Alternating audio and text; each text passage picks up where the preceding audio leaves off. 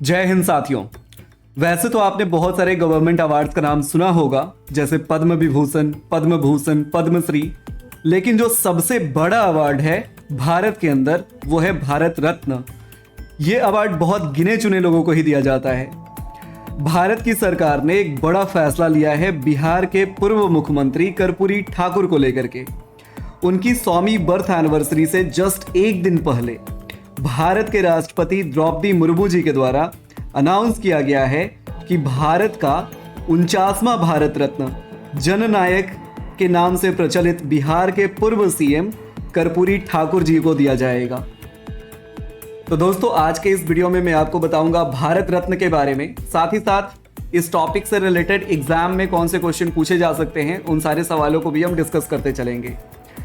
इसके अलावा हम लोग कर्पूरी ठाकुर जी के बारे में डिटेल में जानकारी लेंगे कि उनको जननायक क्यों कहा जाता था और क्या सिग्निफिकेंस है उनका करंट सिनेरियो में।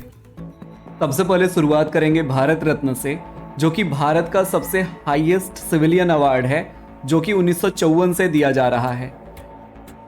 इस अवार्ड की सबसे खास बात यह है कि जिनको ये दिया जाता है उसके पैरामीटर में उसका जाति, धर्म, उसका ऑक्यूपेशन, ये सारी चीज़ें बिल्कुल भी नहीं होती। 1954 में सबसे पहले ये अवार्ड 3 लोगों को दिया गया था, सी राजगोपालाचारी, डॉक्टर सर्वपल्ली राधाकृष्णन और सीवी रमन। आप लोगों को पता होगा दोस्तों, सी राजगोपालाचारी भारत के पहले और आखिरी भारतीय गवर्नर जनरल थे। जब तक भारत का संविधान लागू नहीं हुआ था तब तक 1948 से 1950 तक, यानी लॉर्ड माउंटबेटन के जाने के बाद सी राजगोपालाचारी ही भारत के गवर्नर जनरल थे। लेकिन जब 26 जनवरी 1950 को भारत का संविधान लागू हो गया तो ये जो गवर्नर जनरल का पोस्ट है वो प्रेसिडेंट में कन्वर्ट हो गया। और बिहार के सबसे पहले जो हमारे देश के राष्ट्रपति बने उनका नाम है डॉक्टर राजेंद्र प्रसाद, वो भी बिहार की धरती से ही जुड़े हैं। साथियों, अब हम बात करेंगे सर्वपल्ली राधाकृष्णन की। तो सर्वपल्ली राधाकृष्णन भारत के सबसे पहले वाइस प्रेसिडेंट थे। और सर सीवी रमन फिजिक्स के क्षेत्र में इनका बहुत बड़ा योगदान है, जिसको कभी भूला नहीं जा सकता। 1930 में इसके लिए उनको नोबेल प्राइज से भी सम्मानित किया गया था। सन 2011 से पहले भारत रत्न सिर्फ कुछ चुनिंदा क्षेत्रों में ही उत्कृष्ट कार्य करने वाले लोगों को दिया जाता था, जैसे साइंस, आर्ट्स, इन सारे क्षेत्रों में लोगों को ही दिया जाता था। लेकिन 2011 के बाद भारत सरकार ने इसमें कुछ चेंजेस करा और उसके बाद इसमें जोड़ दिया गया कि आप किसी भी फील्ड में एक्सेप्शनल सर्विस देते हैं हाईएस्ट ऑर्डर का, तो आप इस सम्मान से सम्मानित होने के पात्र होंगे। भारत रत्न के लिए रिकमेंडेशन प्राइम मिनिस्टर के द्वारा दी जाती है और प्रेसिडेंट के द्वारा इसकी अनाउंसमेंट करी जाती है। साथ ही साथ एक साल में मैक्सिमम 3 लोगों को ही भारत रत्न दिया जा सकता है। भारत रत्न अवार्ड में आपको एक सर्टिफिकेट जो कि प्रेसिडेंट के द्वारा साइन किया हुआ होता है और साथ ही साथ आपको एक मेडल मिलता है, जिसको आप स्क्रीन के ऊपर देख सकते हैं। इसमें कोई मॉनेटरी बेनिफिट्स नहीं मिलते। जब मैं वीडियो बना रहा हूं, यानी 25 जनवरी 2024 तक 49 लोगों को भारत रत्न अवार्ड से सम्मानित किया जा चुका है, जिसमें 17 लोग ऐसे हैं जिनको पोस्टोमसली ये अवार्ड दिया गया है, यानी उनके मरणोपरांत ये अवार्ड से सम्मानित किया गया है। वर्ष 1997 में मिसाइल मैन ऑफ इंडिया के नाम से जाने जाने वाले भारत के पूर्व राष्ट्रपति डॉक्टर एपीजे अब्दुल कलाम जी को भी इस अवार्ड से सम्मानित किया गया था।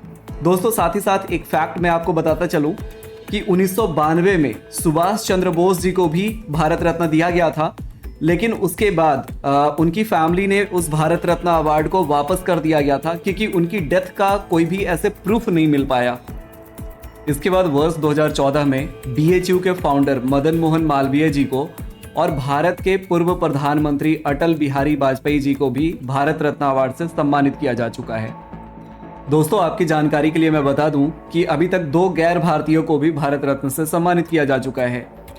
साउथ अफ्रीका के पूर्व राष्ट्रपति नेल्सन मंडेला को 1990 में भारत रत्न से सम्मानित किया गया था। वहीं पाकिस्तान के खान अब्दुल गफ्फर खान को 1987 में भारत रत्न दिया गया था। इसके अलावा वर्ष 1980 में भारत की नागरिकता प्राप्त मदर तेरेसा को भी भारत रत्न अवार्ड से सम्मानित किया जा चुका है।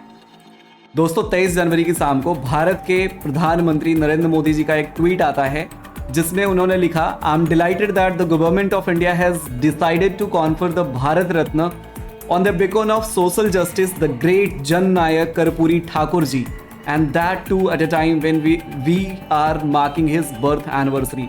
दोस्तों, मैं आपकी जानकारी के लिए मैं बता दूं कि इस बार यानी 24 जनवरी 2024 को कर्पूरी ठाकुर जी का 100वां बर्थ एनिवर्सरी है। इनका जन्म 24 जनवरी 1924 को बिहार में हुआ था। तो दोस्तों, इसके बाद मोदी जी ने लिखा कि his unwilling commitment to uplift the downtrodden and his visionary leadership have left an indelible mark on India's socio-political fabric. This award not only honors his remarkable contribution but also inspires us to continue his mission of creating a more just and equitable society.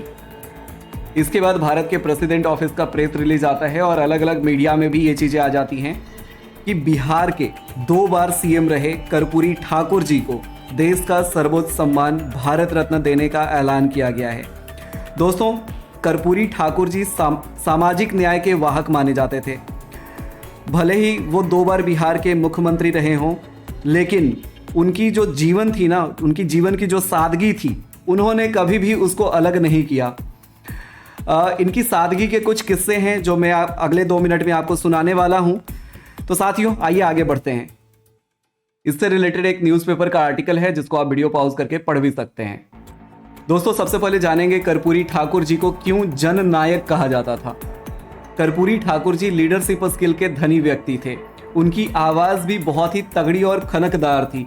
साथ ही साथ वो हृदय से भी बहुत ही सुशील थे, बहुत ही संयम से अपनी बात को रखते थे और जब कोई उन्हें गुमराह करने की कोशिश करता था तो वो जोर से झल्ला उठते थे। गुस्से से उनका चेहरा लाल हो जाता था और ऐसे मौके पे वो बहुत कम ही बोलते थे।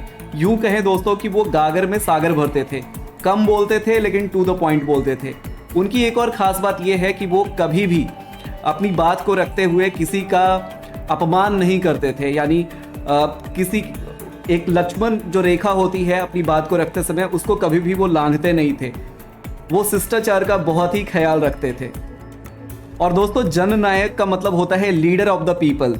तो समाज के जो लोअर सेक्शन ऑफ सोसाइटी के लोग हैं उनको मेन स्ट्रीम में लाने में उनका बहुत बड़ा योगदान था।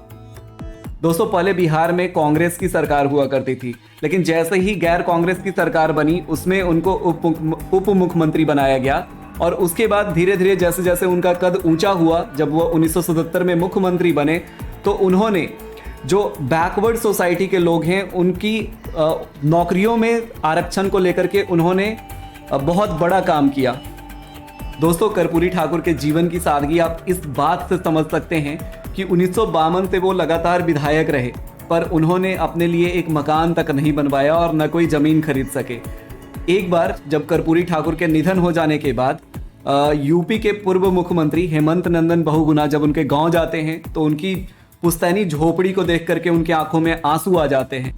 आज के इस वीडियो के लिए इतना ही रहने देते हैं। दोस्तों, मेरा नाम प्रियंक प्रभास है और मैं अनअकैडमी के लर्निंग ऐप पे एफकैट एग्जाम्स की तैयारी कराता हूँ। जय हिंद।